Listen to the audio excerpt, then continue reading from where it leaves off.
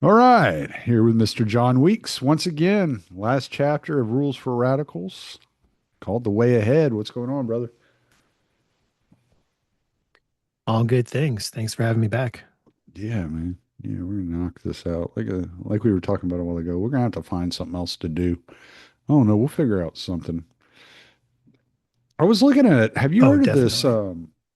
What was it called? Let's see if I can figure out. It was like surveillance something, surveillance pricing. Have you heard of this? I have not. Okay, so apparently California is going through a lawsuit over this right now. What they're doing is they're taking all your metadata that's collected from your phone by the phone company. They're seeing what your habits are, what you buy, how much you spend, et cetera, et cetera, et cetera. And they're adapting prices to your area based upon what the average is, what they think the people in that area will put up with as far as prices, like prices of gas, prices of eggs, blah blah blah. They fluctuate it based upon what area you live in, depending on what they think you may pay for it, based upon living in a certain area. So whereas you might like, I'll go down like, and just for instance, I'll go down to my market basket down the road and I could buy, let's say I could buy eggs there, like I get 18 eggs for $5. But then if I go to the market basket up in Orange, like 10 minutes away, it would be like $8 instead of the five because those people there might spend more, might be willing to spend more on products than we are here in Mauriceville. I have heard of the term surveillance capitalism, but I didn't know that's what it meant. Yeah, yeah. So I was I was sitting at a restaurant yesterday waiting on food, and I just happened to look up at the screen, and there was a news story about it, and I was like, "What is that?" So I just kind of like started looking into it a little bit. Haven't done like real deep dive into it, but I was looking at it a little bit. I was like, "Oh, that's kind of creepy, man." Like even if it is good for like the more impoverished people to, save them some money and not spend as much money on food or whatever.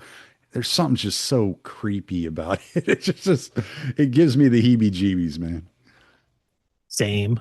Yeah. So, I'd be interested to hear your critique of it when you learn more about it because I can see like the pro capitalist libertarian side to it. But mm, at the same time, I can see the libertarian critique of state power. I'm sure the state is mixed up in it. And then I can see sort of like a conservative like Aaron McIntyre being like, this is why we have the state to protect us from stuff like this. yeah. I can see the different lines of potential thought and argument.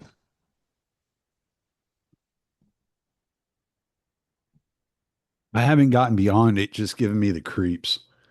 Like I just, Yeah, me too. I don't like the whole surveillance thing. I was talking to Beatrix about that the other day about like when we moved to Cape Town, I'm getting rid of my phone. I'm not carrying a phone anymore.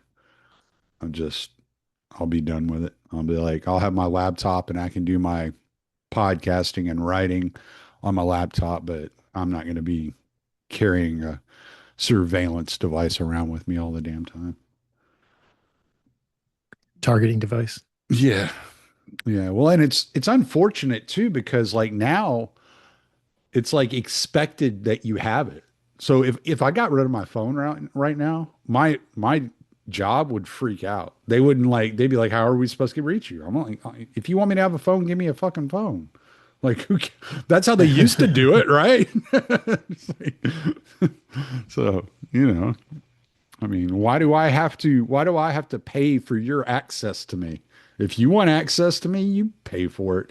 They keep telling me like, "Oh, download this app onto your phone." I'm like, "When are you going to start paying the bill?" Like if like half the crap on my phone is work related, like why aren't you paying the bill? You know? So, It's just weird. I used to work for a corporation Mm. and I had to use my cell phone to make calls. And then my boss was like, yeah, so there's like this new program where either the company will give you a phone or they'll pay your phone bill. And I was like, awesome. So then I got the like email about it and I'm reading through it. And I'm like, oh, not awesome. Because now they're just going to have massive like surveillance on me. Mm-hmm. So I Mm-hmm. was like, yeah, let's do it. I'll just do it on my phone. Mm. But yeah, if they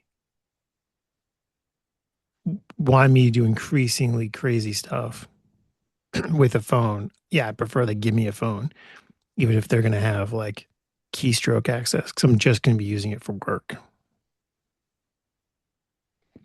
And it's funny you bring that up because in the last episode of Provoked with the greats Scott Horton and Marmy Daryl Cooper, they Mm-hmm. brought up a book by Carol Quigley called something like Weapon Systems and Political Structure. And the basic idea was like Mm. the you can track the history of weapons platform technology with the types of polities and states that you get. But I bet there's also a corollary with surveillance technology. Yeah. Yeah, I could see that. Mm. I never read Tragedy and Hope. That thing's a freaking monstrous book, and I've just never taken the time. But I did read the like the Cliff Notes version, like Tragedy and Hope 101, where it's like some dude just like basically just summarizes it for you. And I listened to that audiobook, and that guy was into some weird stuff. That dude was he was very much a globalist from like the vein of like Cecil Rhodes, the Big New Brzezinski style like thought. And he was Bill Clinton's professor in college. And so it's you can definitely see his impact on the United States whenever you start discovering the like the different globalist kind of aspirations he had and how he didn't really believe in a nationalism or a national identity. So, but, but I haven't read anything else by him or heard of anything else by him, so I might have to check that out. I definitely want to check that book out. Yeah, this sounds interesting. I want to read this one. I haven't, I started it and then I put it down and then I start it and I put it down and it's, let me see. I think it's right here.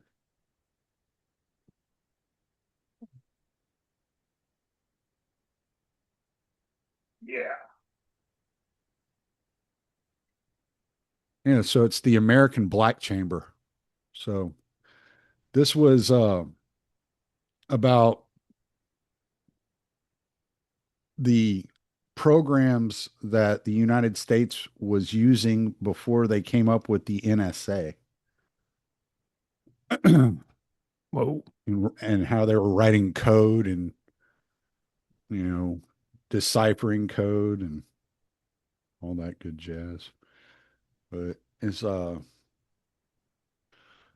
when every major nation of the world is doing their best to spy on each other and to break each other's secret codes, it is difficult to believe that there was once a U.S. Secretary of State who declared, "Gentlemen, do not read each other's mail."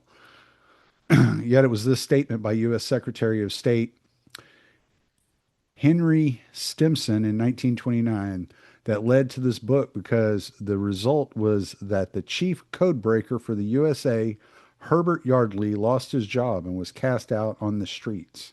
Having no way to make a living other than playing poker, Yardley decided to pick up some cash by writing this book, which proved to be a great success. So, so yeah, it's all Whoa. about the code and stuff. What do they call it? Calligraphy or whatever they call that crap. I don't know much about it. But like I said, I've picked it up and I've read like the first chapter and then put it down, and I'll pick it up again a few months later and I'll start reading through it. But I never sat down and read the whole thing. I ordered it The Black on, Chamber. yeah, you can find it. It's free online. It's the American Black Chamber. You can find the PDF online. But that's one I've kind of looked at wanting to get into, but I just haven't taken the time to do it. But I guess we should read this. I'm sitting here with this big ass text on my screen. I haven't read a word of it yet. So, the way ahead. Organization for Action will now and in the decade ahead center upon America's white middle class. That is where the power is. When more than three-fourths of our people, from both the point of view of economics and of their self identification, are middle class, it is obvious that their action or inaction will determine the direction of change. Large parts of the middle class, the silent majority, must be activated. Action and articulation are one, as are silence and surrender. We are belatedly beginning to understand this, to know that even if all the low income parts of our population were organized, all the blacks, Mexican Americans, Teddy Roosevelt would say there's no such thing as a hyphenated American, just to let you know, sir. Puerto Ricans, Appalachian poor whites, why isn't that hyphenated? If through some genius of organization they were all united in a coalition, it would not be powerful enough to get significant basic needed changes. It would have to do what all minority organizations, small nations, labor unions, political parties, or anything small must do: seek out allies. The pragmatics of power will not allow any alternative. The only potential allies for America's poor would be in various organized sectors of the middle class. We have seen Cesar Chavez migrant farm workers turn to the middle class with their grape boycott. In the fight against Eastman Kodak, the blacks of Rochester, New York, turned to the middle class and their proxies. Activists and radicals on and off our college campuses, people who are committed to change, must make a complete turnabout. With rare exceptions, our activists and radicals are products of and rebels against our middle class society. All rebels must attack the power states in their society. Our rebels have contemptuously rejected the values and way of life of the middle class. They have stigmatized it as materialistic, decadent, bourgeois, degenerate, imperialistic, warmongering, brutalized, and corrupt. They are right. But we must begin from where we are if we are to build power for change. And the power in the people are in the big middle class majority. Therefore, it is useless self indulgence for an activist to put his past behind him. Instead, he should realize the priceless value of his middle class experience. His middle class identity, his familiarity with the values and problems are invaluable for organization of his own people. He has the background to go back, examine, and try to understand the middle class way. Now he has a compelling reason to know, for he must know if he is to organize. He must know so he can be effective in communication, tactics, creating issues, and organization. He will look very differently upon his parents, their friends, and their way of life. Instead of the infantile dramatics of rejection, he will now begin to dissect and examine that way of life as he never has before. He will know that a square is no longer to be dismissed as such. Instead, his own approach must be square enough to get the action started, turning back to the middle class as an organizer. He will find that everything now has a different meaning and purpose. He learns to view actions outside of the experience of people as serving only to confuse and antagonize them. He begins to understand the differences in value definition of the older generation regarding the privilege of college experience and their current reaction to the tactics a sizable minority of students uses in campus rebellions. He discovers what their definition of the police is and their language. He discards the rhetoric that always says pig. Instead of hostile rejection, he is seeking bridges of communication and unity over the gaps, generation, value, or others. He will view with strategic sensitivity the nature of middle class behavior with its hang ups over rudeness or aggressive, insulting, profane actions. All this and more must be grasped and used to radicalize parts of the middle class. So basically, he just said he will not use X because that's all X is. It's just rude.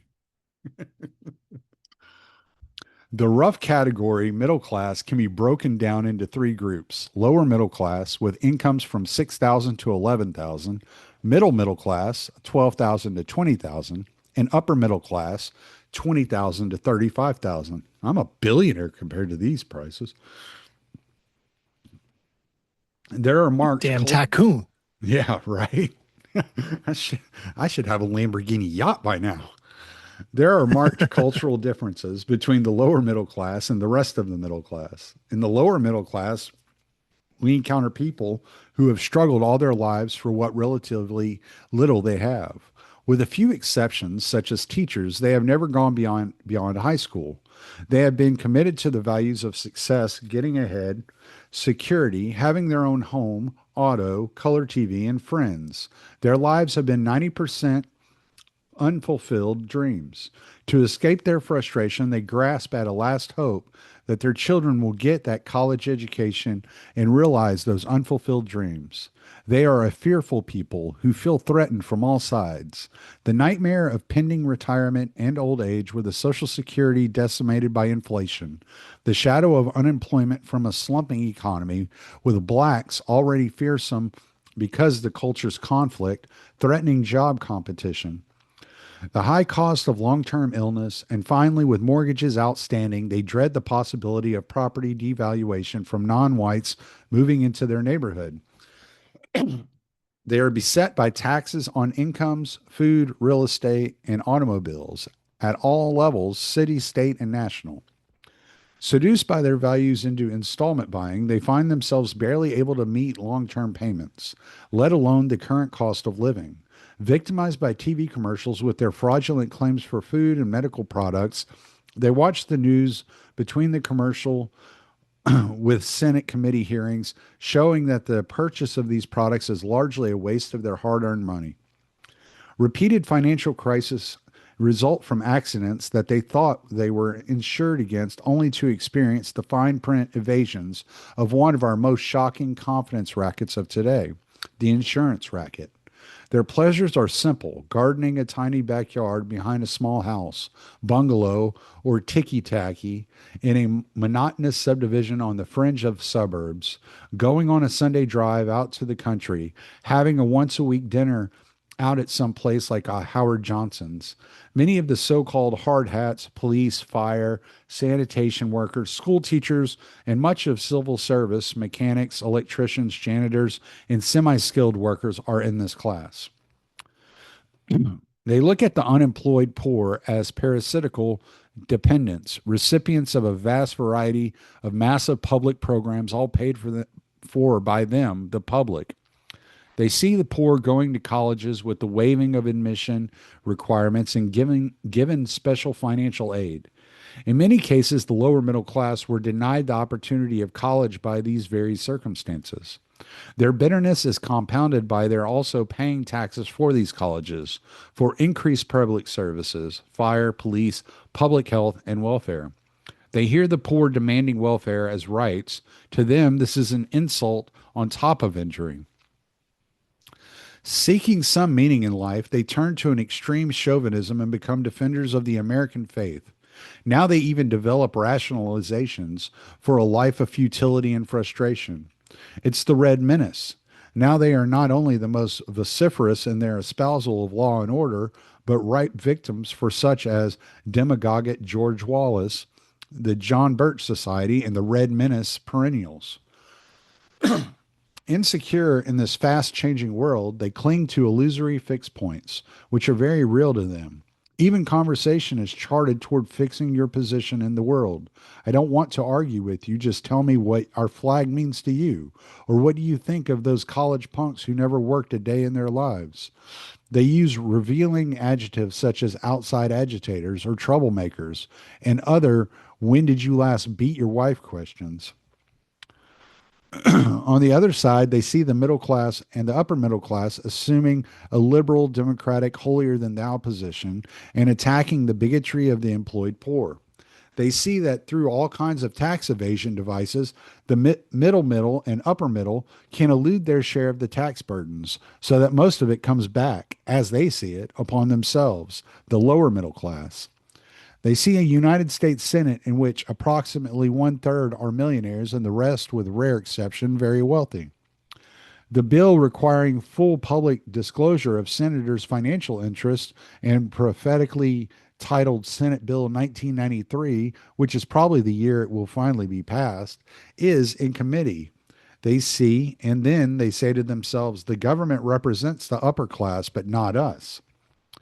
Many of the lower middle class are members of labor unions, churches, bowling clubs, fraternal service, and nationality organizations. They are organizations and people that must be worked with as one would work with any other part of our population, with respect, understanding, and sympathy. To reject them is to lose them by default. They will not shrivel and disappear. You can't switch channels and get rid of them. This is what you have been doing in your radicalized dream world, but they are here and will be. If we don't win them, Wallace or Spiro T. Nixon will. Never doubt it that the voice may be Agnew's, but the words, the vindictive smearing, is Nixon's.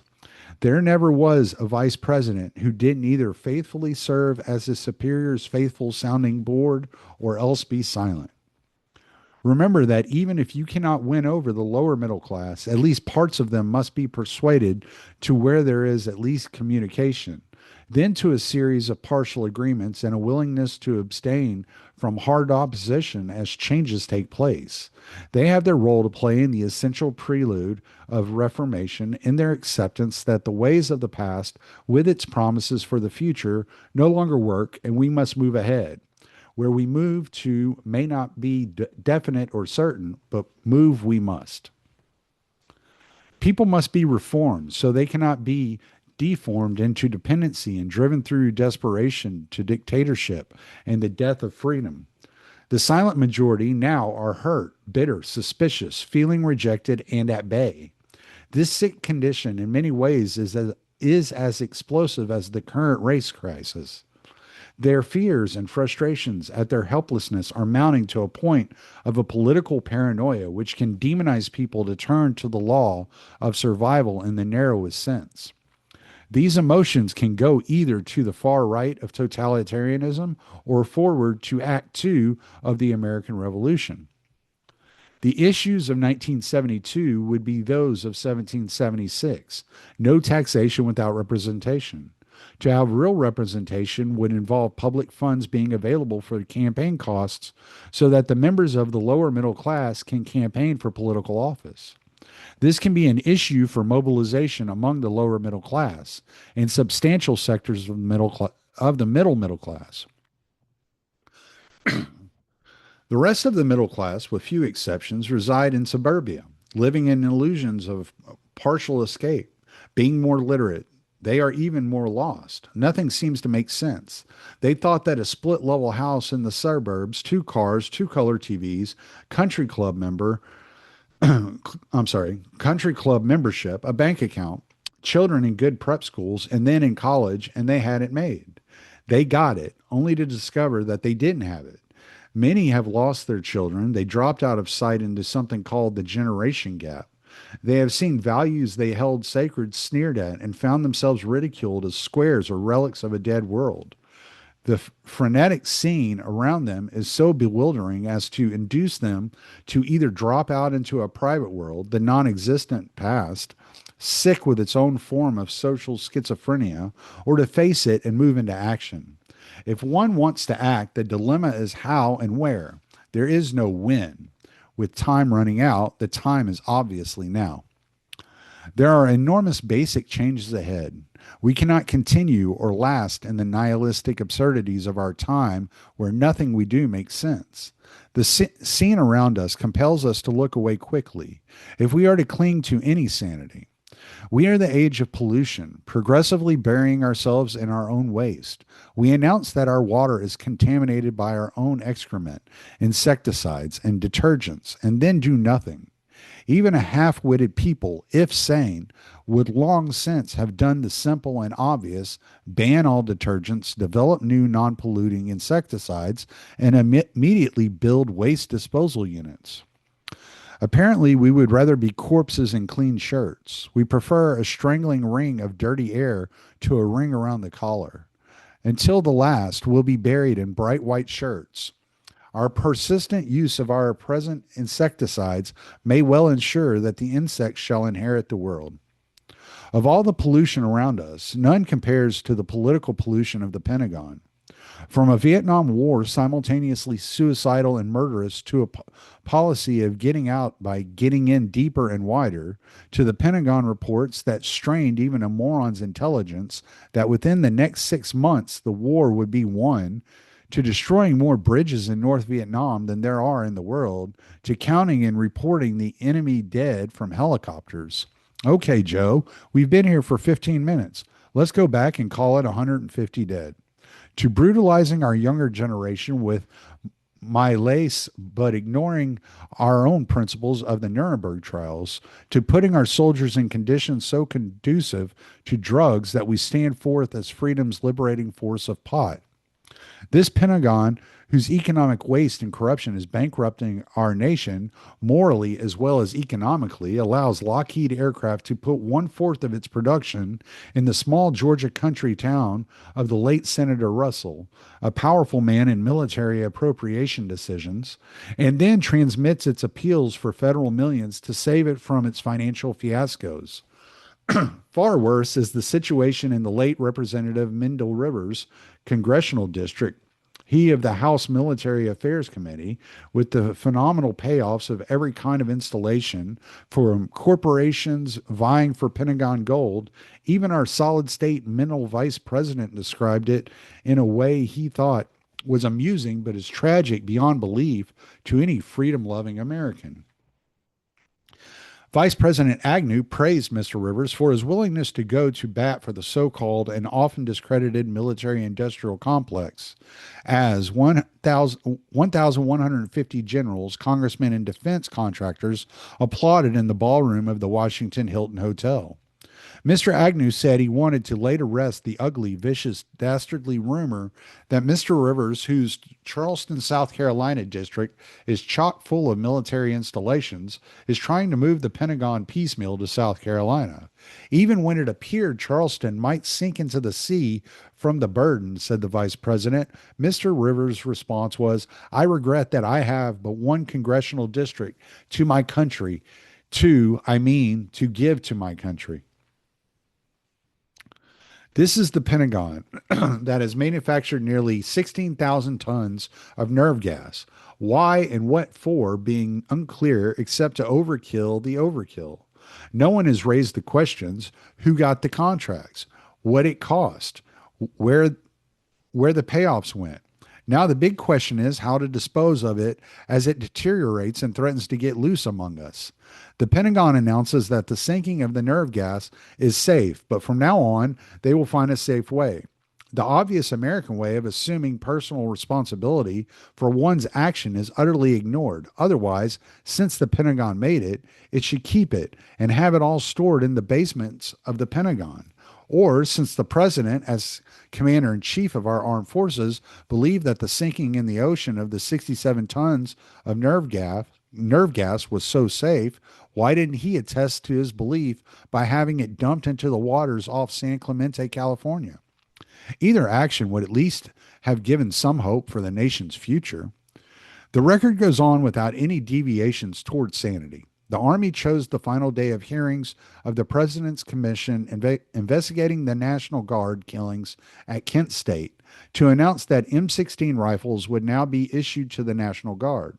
The president's commission report is doomed not to be read until after the bowl games on New Year's Day by a president who watches football on TV the afternoon of the biggest march in history on Washington, Moratorium Day.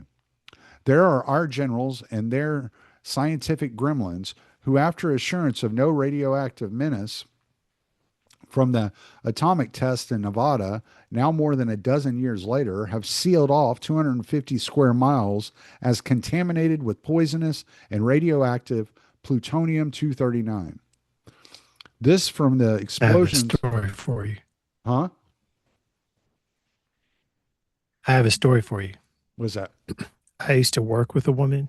Mhm. I used to work with a woman who was a college student at Kent State when the National Guard incident happened. Yeah. And she was on the side of the National Guard. So I'd get her talking about it and she'd be like, those damn hippies, they got what they deserved. And what was so funny about this was I worked with her at a college. She was the she was the public relations director for a college that I worked at. And I was like her assistant. So I was like, oh man, if there's ever any shenanigans on this college campus, she's gonna call Blackwater. Have them put it down. But I thought it was funny because I grew up with the narrative, one might even say the mythology, that the National Guard was evil and the college kids were pure. Mm. But it's interesting to see someone take the other side. And now, given things I've seen the past like 10 years, it makes me wonder. Makes me wonder if that story was really a mythology. And there was more to it than just evil National Guard and righteous college students. Yeah, the Kent State incident, I never took time to really look into it in any depth. I just kind of like, okay, there were protests and they got out of hand, and then the National Guard came in and they got out of hand, and it was probably a bunch of bad people on both sides doing really shitty things, and then it just kind of blew up. And that was kind of always the way I kind of looked at that story. I never took the time to look at it any closer than that.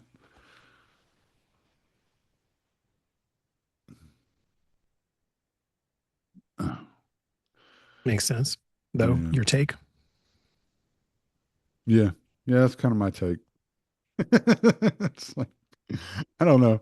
I have such a hard time. I've gotten to a point where I find it very difficult to just point the finger in one direction anymore, because I've been around long enough to see that typically what's going on, there are a bunch of people making a bunch of tiny mistakes, and it just kind of compounds on top of each other, and it turns into a big fucking mess. And that's typically the way that most things go, you know. There or they do something and there's an unintended consequence, and then they're trying to plaster over the unintended consequence. And as they're plastering over that unintended consequence, a new unintended consequence pops up. And it's just like the snowball going downhill. Eventually, you've put like 500,000 band aids on a bullet wound. And it's like, where do we start repairing this? Like, how do you even get back to the source of the problem? And then how much wealth and stability does that undo in the process of trying to undo a bunch of issues that you created unintentionally? You know, it's like, how do you get back to that process to fixing what the actual problem was without destroying thousands of lives? Difficult task, to be sure. Yeah.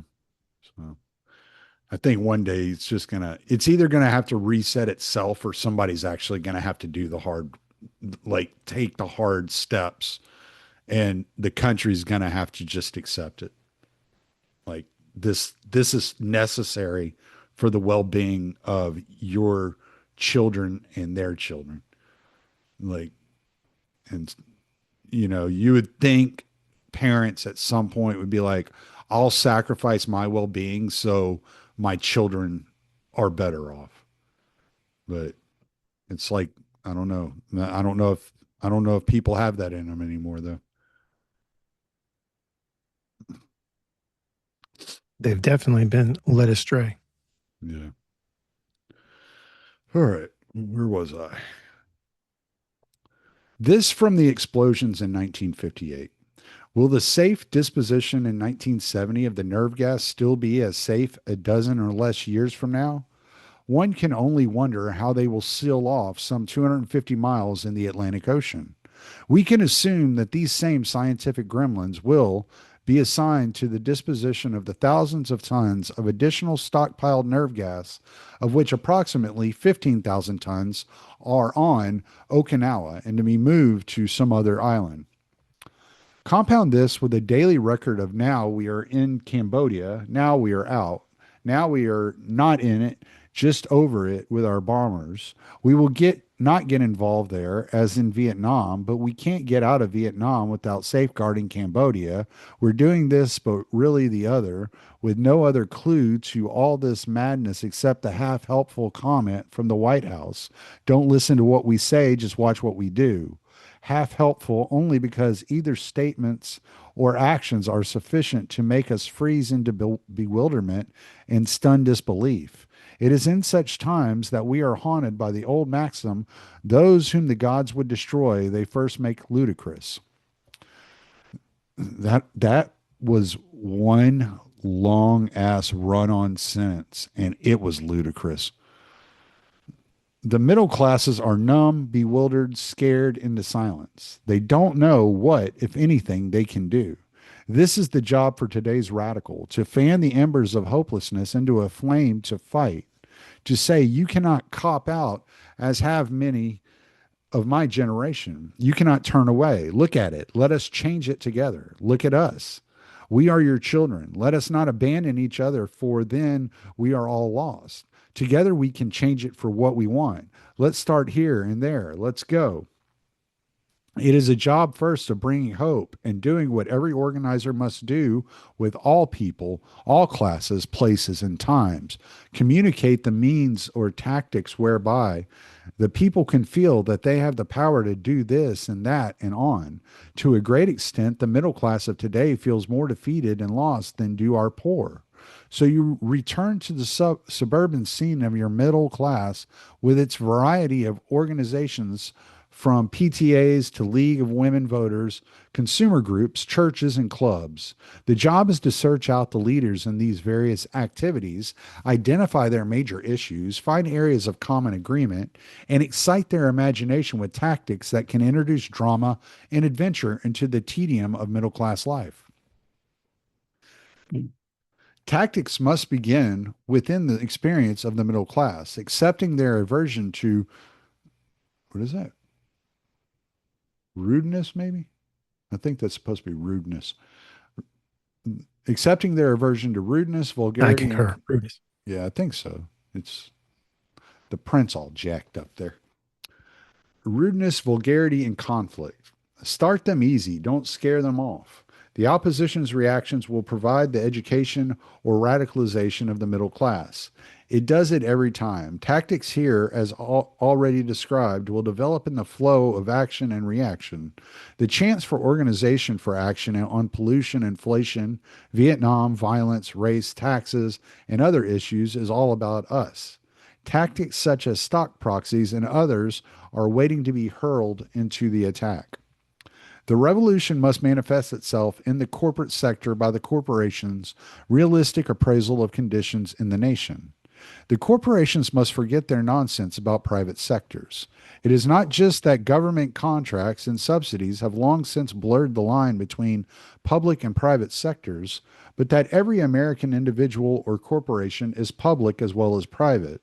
Public in that we are Americans and concerned about our national welfare. We have a double commitment, and corporations had better recognize this for the sake of their own survival. Poverty, discrimination, disease, crime, everything is as much a concern of the corporation as is profits. The days when corporate public relations work to keep the corporation out of controversy, days of playing it safe, of not offending Democratic or Republican customers, advertisers or associates, those days are done. If the same predatory drives for profits can be partially transmuted for progress, then we will have opened a whole new ballgame. I suggest here that this new policy will give its executives a reason for what they are doing, a chance for a meaningful life. Republicans buy sneakers too. A major battle will be pitched on quality and prices of consumer goods, targeting particularly on the massive misleading advertising campaigns, the costs of which are passed on to the consumer. It will be the people against Madison Avenue or the Battle of Bunkum Hill. Any timetable would be speculation, but the writing of middle class organization had better be on the walls by 1972. The human cry of the second revolution is one for a meaning, a purpose for life, a cause to live for, and if need be, die for. Tom Paine's words, "These are the times that try men's souls," are more relevant to part two of the American Revolution than the beginning. This is literally the revolution of the soul. The great American dream that reached out to the stars has been lost to the stripes. We have forgotten where we came from. We don't know where we are, and we fear where we may be going. Afraid we turn from the glorious adventure of the pursuit of happiness to a pursuit of an illusionary security in an ordered, stratified, striped society. Our way of life is symbolized to the world by the stripes of military force. At home, we have made a mockery of being our brother's keeper by being his jailkeeper. When Americans can no longer see the stars, the times are tragic. We must believe that it is the darkness before the dawn of a beautiful new world. We will see it when we believe it. Okay. And that's that. That's it.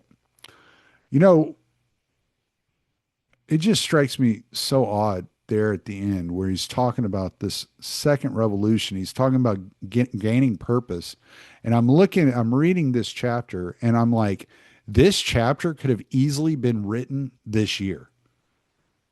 Like the way he's talking about like the hopelessness for the next generation and how everything seems lost and young men are frustrated, et cetera, et cetera, et cetera. Like that, this whole chapter is just as, it's almost like we've made a loop. We've come back around to that exact same feeling. And I remember like when the George Floyd riots were going on, talking to my dad, I'll just do this. I was talking to my dad and he was like, yeah, he goes, I worry that these riots are going to turn in to the political violence of the 60s and 70s. And I was like, that's crazy. So it's almost like we just keep making this loop and coming around, and which makes me think of the idea that time doesn't run on a parallel line, like linearly front to back. It actually operates more like a spiral. And so it's like it layers as it passes, it crosses, and it's just kind of layers on top. And so that's why you see the reflections of history in current events. When he was talking about Vietnam and the mixed messaging from the government, it made me think about the current war in Iran, where they're like, "We've won. We're going to finish the job. Mm. It's over. We're going to go back and finish the job." And people are like, "What the hell is going What is on?" happening? Yeah. Yeah. And even where that I think that line about like, don't listen to what we say, like watch what we do. Mm. Like Trump doesn't say that, but Trump supporters will say that. Yeah. They'd be like, yeah, yeah, Trump, you can't take him too seriously. But just watch what he does. He'll get it done. Well, I like how Michael Malice always said it. Is like Trump supporters take Trump seriously, but not literally. And Trump haters take Trump literally, but not seriously. And I've always liked that. Well said. Very well said. Yeah. Well, that's Michael 100%. Malice's thing. That's not mine. I can't claim that. I have a feeling that little Russian Jew would sue. Those Russians, they're very litigious. There's man, I can't think of the philosopher. There's maybe a French philosopher, but he had a theory of time that actually sounded like what you were just saying about the spiral. Mm, And he influenced the French intellectual Gilles Deleuze, who I have not read. I've tried to read some of his stuff and it was just couldn't do it. But he wrote some stuff on cinema. I have some friends that are really into the cinema, and that's one of their influences. Bergson, maybe Henry Bergson. I don't know, but I haven't read his stuff. But from what my friends talk about his like theories of time, it sounded a lot like what you're saying. well, I mean, that's not original to me. This is kind of like an orthodox kind of thing where the way that we talk about time and that we look at time, it's not so much linear, it's more spiral, it's more layered. And and the reason we do that is because it's like so it's like the view that God is outside of time, right? So God doesn't experience like the world the way we do. We experience the world in like a directional pattern, right? It's like following time. But time is a creation. Time isn't natural, it's a creation, just like humans are creations. So God's outside of the time.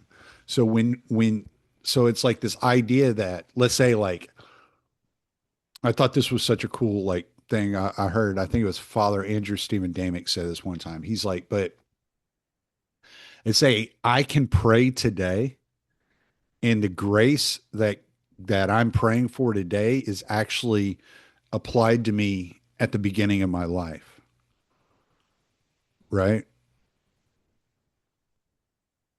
Because God's not he's not restricted to time. So like upon God like looking at my life, it's like one thing. It's not like the series of events in time. It's just Tommy. And so that grace can be is like carried over.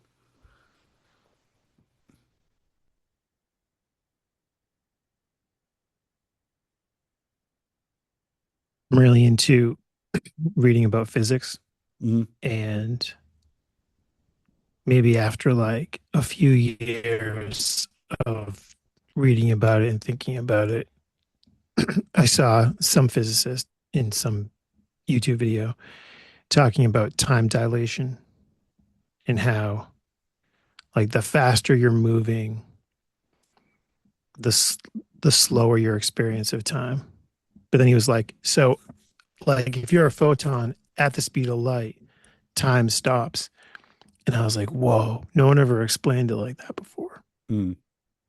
But then I thought, well, okay, what's like sort of outside that perspective? That would be God's perspective, Right. where it would be completely free from even that construct of time.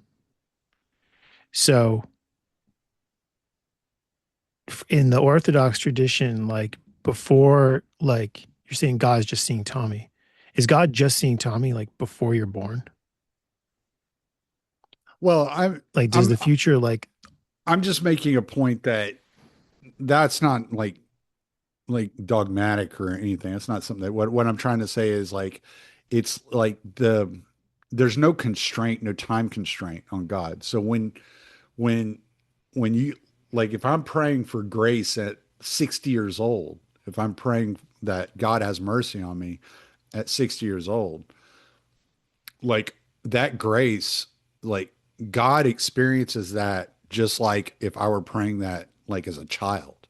Like it's not that the time constraint, the idea of what time is, isn't like doesn't go into how God operates within our lives, right?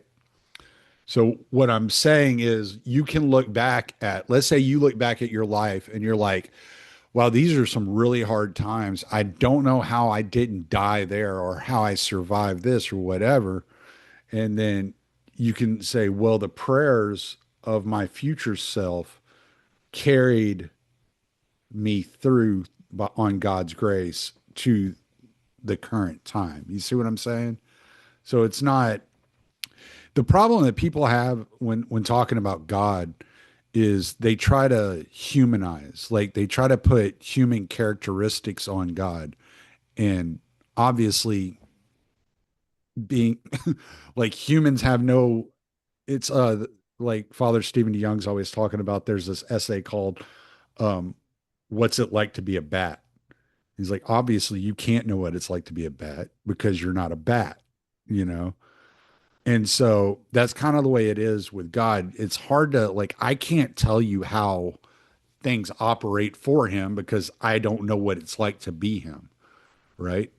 So we try to as best we can put traits into the category of God, but like it's not limited by the same scope of limitations that we have.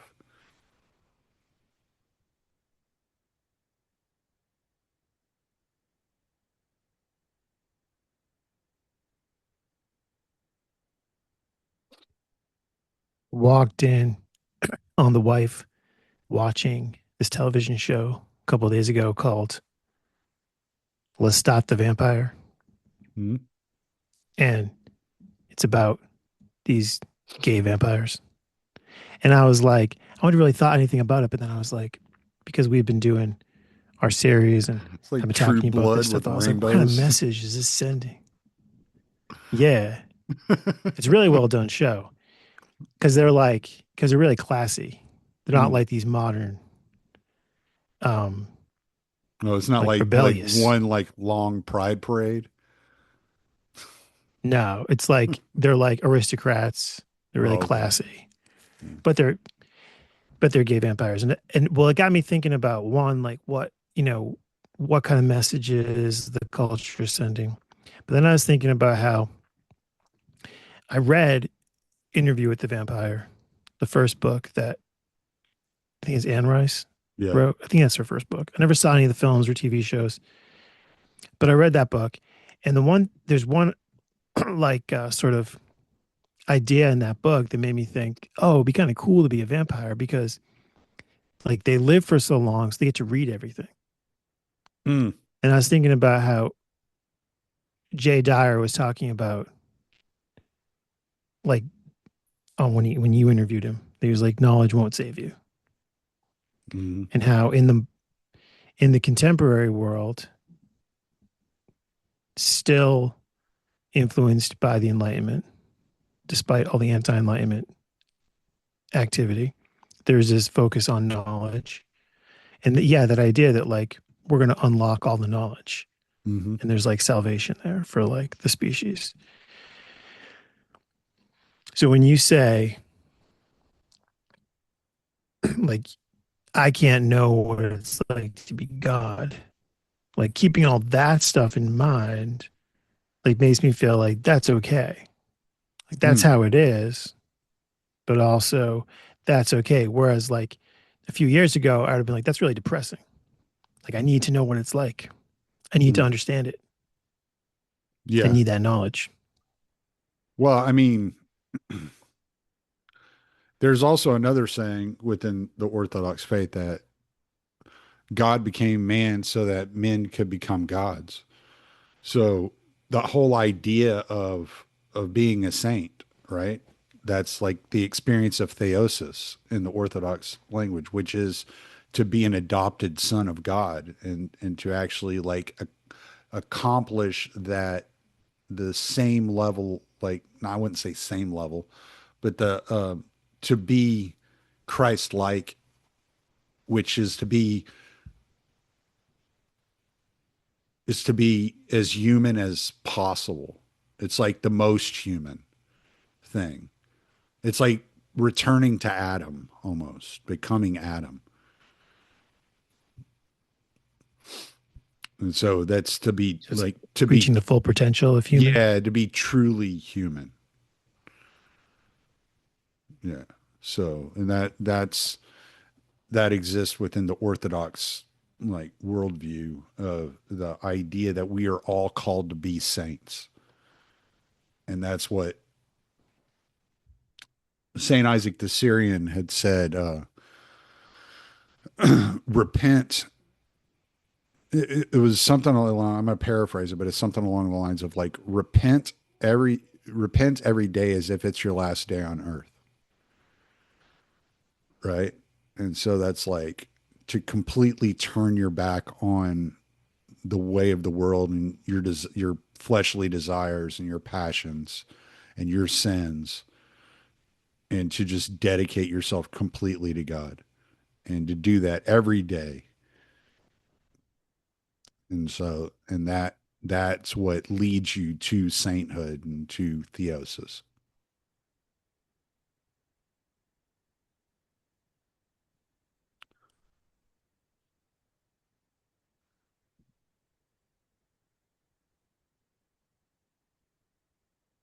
I'm really into structuralist um, story theory.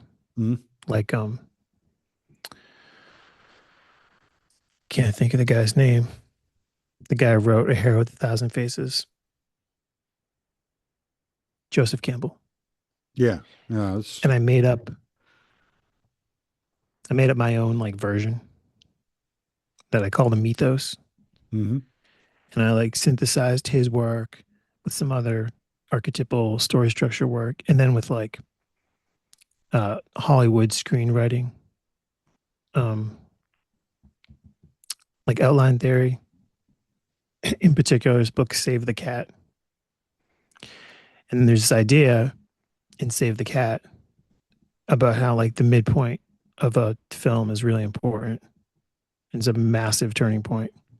And you can really think of like a well done film as like two stories. Mm. The first half and the second half are like different stories. And then it's just based on different reading I was doing and thinking about it. I call in my like model, I call the midpoint apotheosis, and the idea of like standing with the gods or like becoming a god.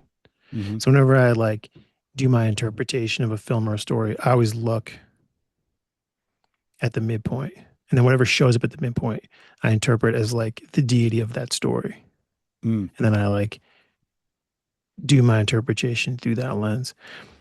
I didn't actually do that yet for Rules for Radicals, but I bet it'll be interesting to see what Mr. Alinsky, shout out to Lucifer, puts at the midpoint of his book. Yeah, I don't know. I didn't even pay attention to what it was like in the midpoint. I think it was that would have been in the probably in the chapter on tactics.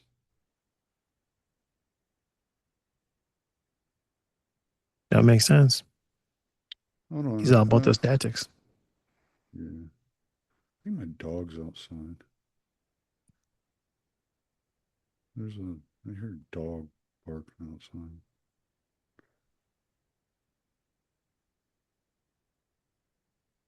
Hmm. Oh, man. All right. I'm starting to get tired now. Goodness. I told you I shouldn't eat before doing this. I get the itis. My eyes are all heavy. It's my fault. No, it's not your fault. I chose to do that. I shouldn't have. Yeah, but if I had been available earlier, No, that's all right. you would That's have not. not had Yeah, but necessarily that if I choice. wouldn't have eaten, if I would have just waited, which I almost did, and I was like, no, I'll go ahead and eat. Like, we'll see. It'll be fine. And now I'm like, oh, okay. Now I'm dragging ass. So We still brought it. yeah, yeah, we got through it, and we're gonna do more. I guess go ahead and plug whatever you got to plug. I don't know. You go ahead. I'm sorry. My wife's at the door. Well, the Scott Horton Academy has released the rest of Scott's course on his book Provoked, Mm. and I got to help out a little bit producing that course. So I know it's good. I urge everyone to go over to Scott Horton Academy, get a lifetime membership. You'll have access to that course and Scott's course on his book, Enough Already, about the global war on terrorism, a lot of other great courses, and with more courses to be added soon. Cool. Yeah. Yeah. I really need to get a subscription to that and go through all that stuff. I might.